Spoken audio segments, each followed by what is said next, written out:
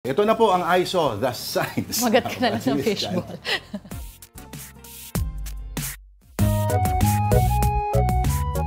Today's edition, science na nakita sa EDSA protesta.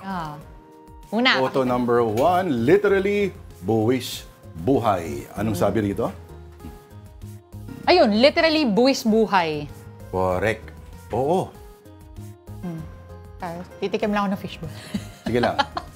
Next. Number 2, tama. Ito, gusto ko to. Resilient mo mukha mo. Oo. Gusto ko to. Kasi as Filipinos, we've always described each other this way. Pero minsan you get to a point, tama na. Oo.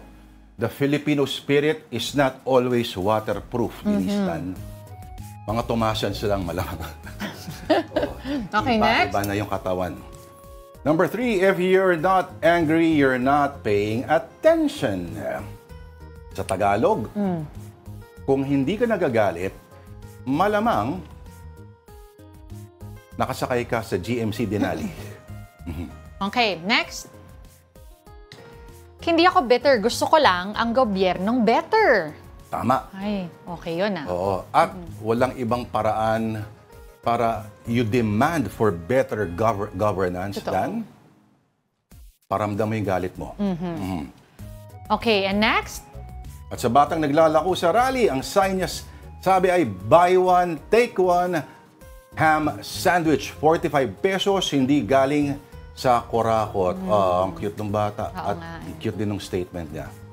Alam mo, nakakatawa raw kahapon ay yung sense of community. May namimigay ng sandwich, nagtutulungan, inaalalayan yung mga senior citizens sa pinapakiusapan yung nandoon sa mga ibang opisyal na nasa MRT na padaanin niya naman yung matanda kasi parang alam mo, lahat naman tayo, may ganun pa, lahat naman tayo para sa atin to, di ba? May sense of community. No?